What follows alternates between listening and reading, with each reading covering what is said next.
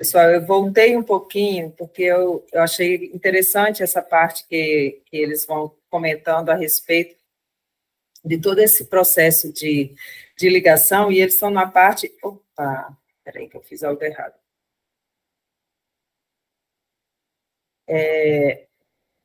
Nessa parte de hereditariedade, de todo o conjunto, né, que tem da hereditariedade junto com todas as necessidades do reencarnante. A gente já leu essa parte, mas vou voltar a ler só esse pedacinho para a gente acompanhar a partir daqui. Alexandre respondeu sem titubear. Raciocine devagar, André. Fale da forma preexistente. Falamos da forma preexistente, nela significando o modelo de configuração típica, ou, propriamente, uniforme humano. Os contornos e as minúcias anatômicas vão desenvolver-se de acordo com os princípios de equilíbrio e com a lei da hereditariedade. A forma física futura de nosso amigo Segismundo dependerá dos cromossomos paternos e maternos. Adicione, porém, a esse fator primordial a influência dos moldes mentais de Raquel, atuação do próprio interessado, o concurso dos espíritos construtores, que agirão como funcionários da natureza divina, invisíveis ao olhar terrestre, o auxílio afetuoso das entidades aníveis, que visitarão constantemente o reencarnante, nos meses de formação do novo corpo, e poderá fazer uma ideia do que vem a ser o templo físico que ele possuirá, por algum tempo, como dádiva da superior autoridade de Deus, a fim de que se valha da bendita oportunidade de redenção do passado e iluminação para o futuro, no tempo e no espaço. Alguns fisiologistas da crosta concordam em asseverar que a vida humana é uma resultante de conflitos biológicos, esquecidos de que, muitas vezes, o conflito aparente das forças orgânicas não é senão a prática avançada da lei de cooperação espiritual. É interessante ele fazer todo esse comentário, né, porque a gente fica muito ligado aqui na crosta e vai pensando muito só na hereditariedade. E a partir do momento que você passa a ter uma visão mais espiritual da coisa, você tem a visão fica mais vasta, né? Fica mais ampla. E ainda são tantas as interrogações que temos, né? Tantas coisas que a gente ainda pergunta o porquê de tantos acontecimentos, e como é belo todo esse coletivo de células que é o corpo humano, né? Que funciona de uma forma tão perfeita, tão divina. Segismundo terá, então, insistido, uma forma física eventual, imprecisa, por enquanto, aos nossos conhecimentos. O instrutor esclareceu sem demora. Se estivéssemos diretamente ligados ao caso dele, estaríamos de posse de todas as informações referentes ao porvir. Nesse particular, mas a nossa colaboração nesse acontecimento é transitória e sem maior significação no tempo. Os orientadores de Segismundo, porém, nas esferas mais altas, guardam o programa traçado para o bem do reencarnante. Note que me refiro ao bem e não ao destino. Muita gente confunde plano construtivo com fatalismo. O próprio Segismundo e nosso irmão Herculano estão de posse dos informes a que nos reportamos, porque ninguém penetra no educandário para estágio mais ou menos longo sem finalidade específica, sem conhecimento dos estatutos a que devem obedecer. É interessante porque a gente chega com todo um conhecimento, né? Mas muita coisa vai se dissolvendo e sendo apagada e esquecida, né? Durante o trajeto. Pode falar. Deixa eu pegar. Olha só que coisa linda, porque tem gente que duvida que está mais claro como nós somos programados para o bem. E os mentores espirituais sabem da nossa carta, sabem, eles vão traçando nosso destino, como ele está falando aqui, o programa traçado para o bem, do reencarnante, nota, que me refiro ao bem, não ao destino. Então ele vai contra. Quem faz o destino são o nosso livre-arbítrio, mas o caminho é aquele traçado, as nossas inspirações e tudo mais. Está muito claro aqui, muito, em poucos parágrafos ele descreve toda uma teoria que às vezes livros estão falando de que nosso destino está aqui, claro, e explícito. Só isso. Verdade. Eu voltei para a página, estou vendo que o José está aí. Bom dia, José. Saudade de você. Bom dia, Sânia. Bom dia, pessoal. Tudo bem? Deixa eu voltar. Mais alguém quer falar alguma coisa? Continuar, então. Nesse ponto, o mentor generoso fez ligeiro intervalo. E continuou em seguida.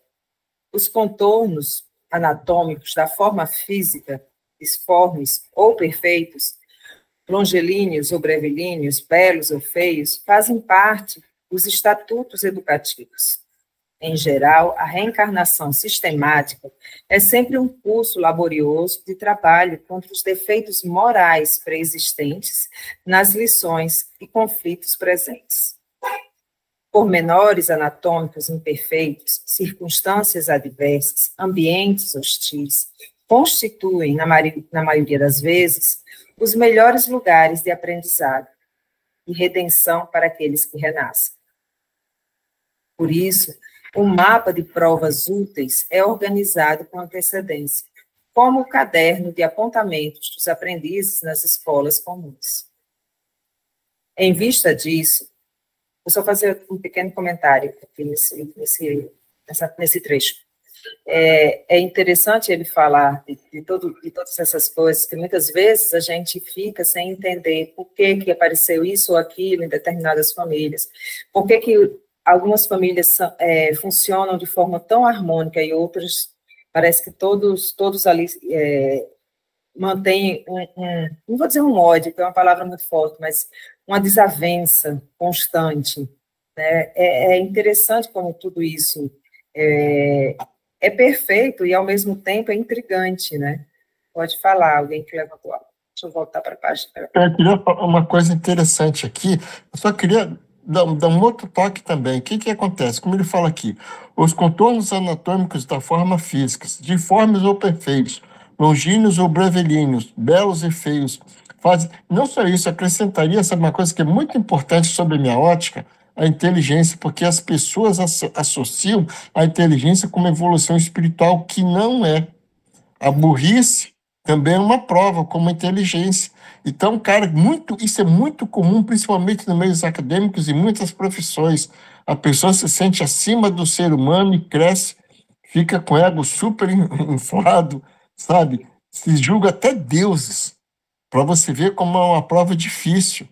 E também isso aqui me remete, tudo como ele tem que falar, nos lugares que nós temos que ficar, todo o nosso lar, toda a nossa estrutura, tudo pré-programado, não adianta. A gente pensa que nós estamos donos do nosso destino, sim, nós temos a nossa escolha no dia a dia, no nosso livre-arbítrio, mas nosso traçado já está feito, acabou. Então, o que acontece? Eu pelo menos sob minha ótica, todos nós aqui, estamos estudantes aqui, praticamos o espiritismo, eu vou falar uma coisa para vocês. Isso para um grupo, toda hora eu falo isso porque eu sinto assim, é para um grupo muito seleto. Porque se você pegar bilhões de seres e falar que a gente tem acesso ao plano espiritual, vão falar que a gente é maluco da cabeça, que a gente é crente, um monte de troço aí. Mas eles não têm noção.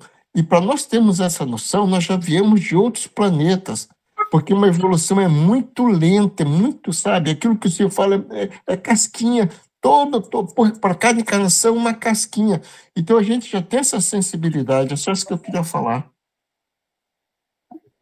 Obrigada, Diane.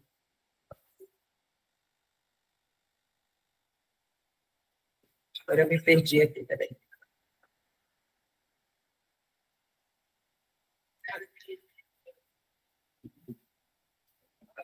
Por isso, o mapa de provas úteis é organizado com antecedência. Em vista disso, o mapa alusivo a Segismundo está devidamente traçado, levando-se em conta a cooperação fisiológica dos pais, a paisagem doméstica e o concurso fraterno que lhe será prestado por inúmeros amigos daqui. Imagine, pois,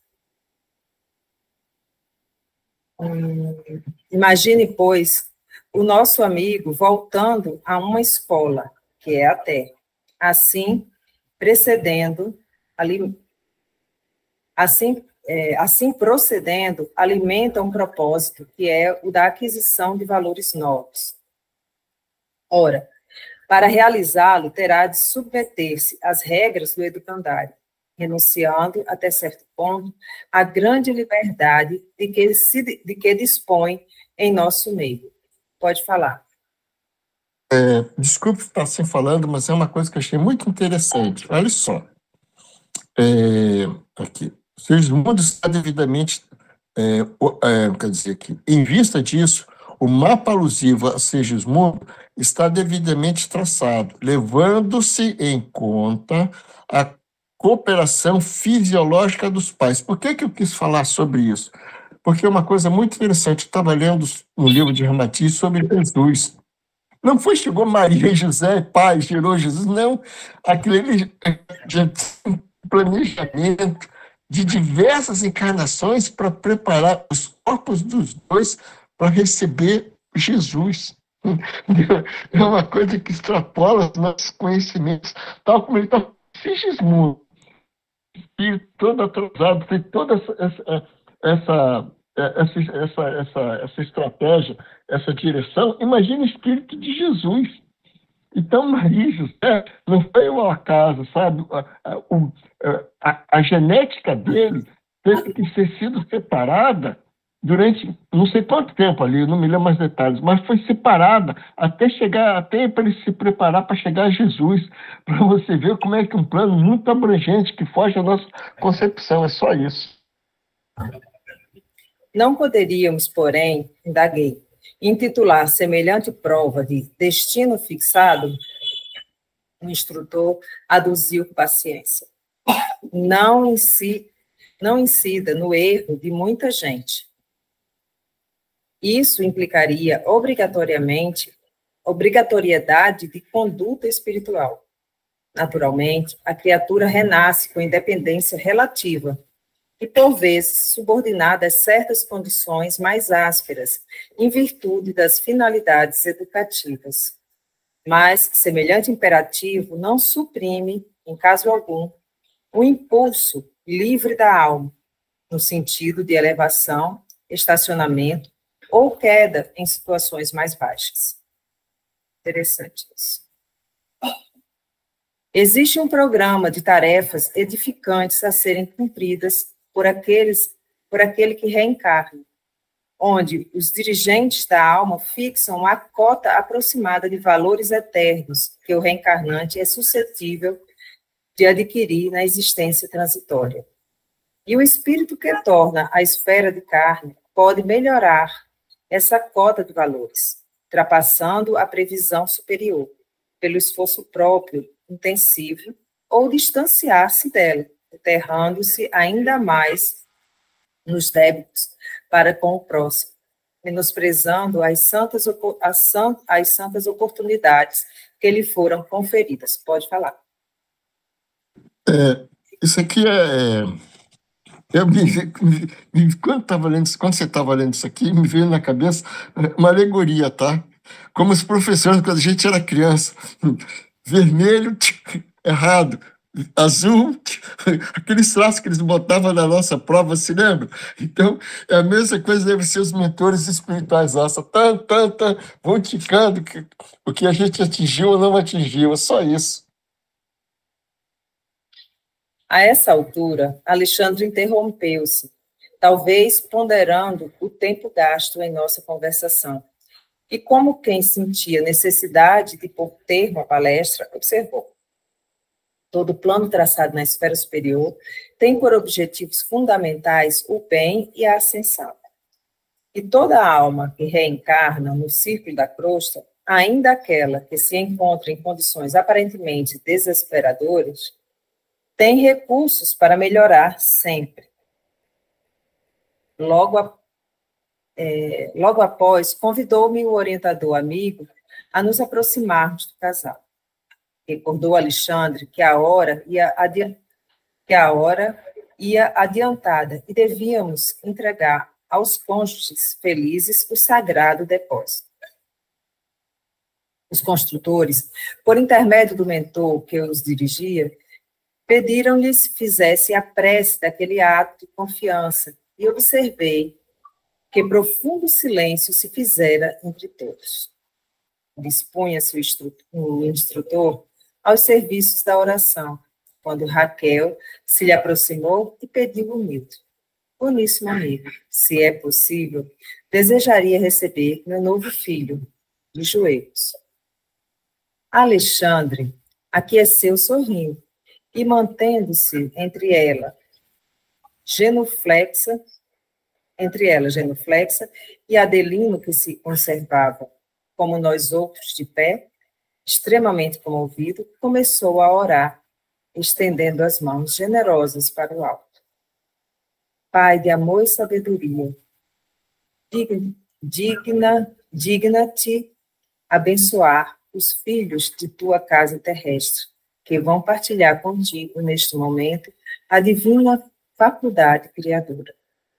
Senhor, faz descer, por misericórdia, tua bênção neste ninho afetuoso, transformado em asilo de reconciliação. Aqui nos reunimos, companheiros de lutas do passado, acompanhando o amigo que retorna ao testemunho de humildade e compreensão de tua lei. Ó Pai, fortifica-o para a travessia longa do rio do esquecimento temporário. Permite que possamos manter sempre viva a sua esperança. Ajuda-nos, ainda e sempre, para que possamos vencer todo o mal. Concede aos que recebem agora o novo mistério de orientação do lar, com o nascimento de um novo filho, tua luz generosa e santificada, que dissipa todas as sombras. Fortalece-lhes, Senhor, a noção de responsabilidade. Abre-lhes a porta da tua confiança sublime. Conserva-os na bendita alegria do teu amor desvelado. Restaura-lhes a energia para que recebam, jubilosos, a missão da renúncia até o fim. Santifica-lhes o prazer para que não se percam nos despenhadeiros da fantasia. Este, Senhor, é um ato de confiança de tua bondade infinita, que desejamos honrar para sempre. Abençoa, pois, o nosso trabalho amoroso. Sobretudo, Pai, suplicamos tua graça para a nossa irmã que se entrega, reverente, ao divino sacrifício da maternidade. Unge-lhe o coração a tua magnanimidade paternal. Intensifica-lhe o bom ânimo. Dilata-lhe a fé no futuro sem fim. Seja para ela, em particular, os nossos melhores pensamentos, nossos votos de paz e esperanças mais puras. Acima de tudo, porém, Senhor, seja feita a tua vontade em todos os recantos do universo, e que nos caiba, a nós, humildes servos do teu reino, a alegria incessante de reverenciar-te e obedecer-te para sempre. Parece bonita, né? Calara-se Alexandre, observando eu que todo o aposento se enchia de novas luzes. Reconheci que todos nós, entidades espirituais que ali nos congregávamos, partiam raios luminosos que se derramavam sobre Raquel em prantos de emoção sublime. Mas o fenômeno radioso não se circunscreveu a isso. Tão logo, meu orientador se calara, alguma coisa parecia responder à sua súplica. Leve rumor, que apenas encontrava eco em nossos ouvidos, se fazia sentir acima de nossas cabeças. Ergui-me surpreso e pude ver que uma coroa brilhante e infinita dela descia do alto sobre a fronte de Raquel, ajoelhada, em silêncio. Tive a impressão de que a auréola se compunha de turmalinas eterizadas.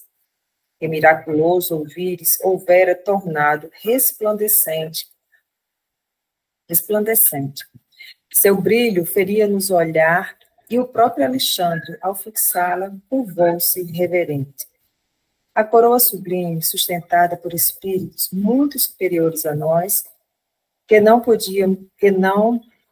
podia ver, descansou sobre a fronte de Raquel.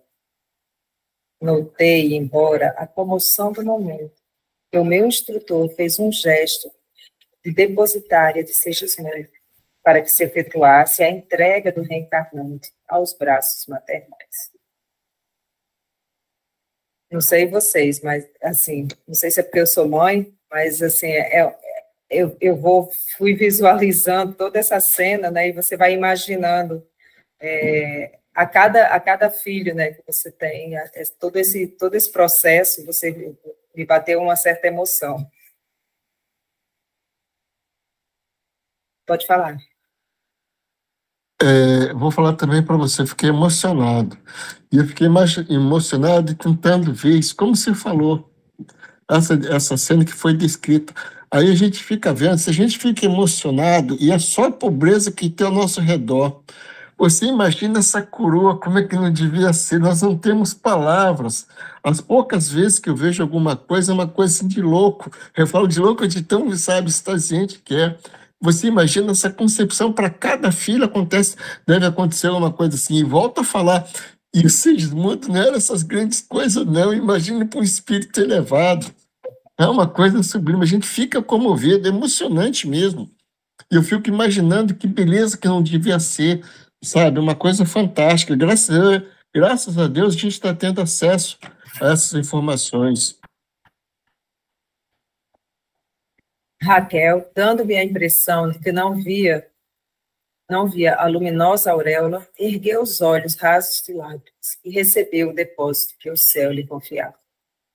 Alexandre estendeu-lhe a destra, ajudando-a a levantar-se, e vi que Adelino se aproximou da esposa, estreitando-a carinhosamente nos braços, beijando-lhe a fronte, orvalhada de luz. Foi então, ó divino mistério da criação infinita de Deus, que a vi apertar a forma infantil de Segismundo de encontro ao coração, mas tão fortemente, tão amorosamente, que me pareceu uma sacerdotisa do poder da divindade suprema. Segismundo ligara-se a ela como a flor que se une à haste. Então compreendi que desde aquele momento era a alma de sua alma, aquele que seria a carne de sua carne. Alexandre recomendou aos amigos presentes, com exceção dos construtores, de Herculano e de mim, que se afastassem da câmara, conduzindo Adelindo, confortavelmente feliz, a pequena execução pelo exterior, e guiando Raquel com infinito cuidado ao corpo físico. Disse-nos: agora auxiliemos nossos amigos no primeiro contato com a matéria mais densa. Nosso amigo. Opa. Raquel acordara, experimentando no coração estranha aventura. Abraçou-se infinitamente ao companheiro adormecido, como navegante feliz, ao sentir-se em pouco de tranquilidade e segurança. Havia atravessado o espesso véu de vibrações que separa o plano espiritual da esfera física e não conservava qualquer reminiscência precisa da sublime felicidade de momentos antes. Todavia, seu sentimento de júbilo permanecia dilatado, suas esperanças transbordavam, e uma confiança imensa no porvir acalentava-lhe agora o coração. Seria mãe pela segunda vez? Pensava contente. Essa ideia, que ele não despontava no cérebro por acaso, balsamizava-lhe a alma com deliciosa alegria, Estava pronta para o serviço divino da maternidade. Confiaria no Senhor, como escrava de sua bondade infinita. Não via a esposa de Adelino que Alexandre e os construtores espirituais lhe rodeavam a mente de sublime luz, banhando-lhes as ideias com a água viva do amor espiritual. Observando que a forma de Segismundo se ligara a ela por divino processo de união magnética, recebi a determinação do meu orientador para seguir de perto o trabalho de auxílio na ligação definitiva de Segismundo com matéria. Indicando os órgãos geradores de Raquel, fazendo incidir luz sobre eles. Indicando os órgãos geradores de Raquel e fazendo incidir sobre eles a sua luz. Alexandre preveniu-me quanto à grandeza do quadro sob nossa observação, acentuando respeitosamente. Temos aqui o altar sublime da maternidade humana, permanente ao seu augusto tabernáculo, ao qual devemos a claridade divina de nossas experiências. Devemos cooperar na tarefa do amor, guardando a coincidência voltada para a majestade suprema. A gente vai parar por aqui hoje, ou na próxima semana a gente continua. Mas muito interessante todo esse texto, né? Toda essa visão da concepção, da parte da reencarnação. Foram muito elucidativas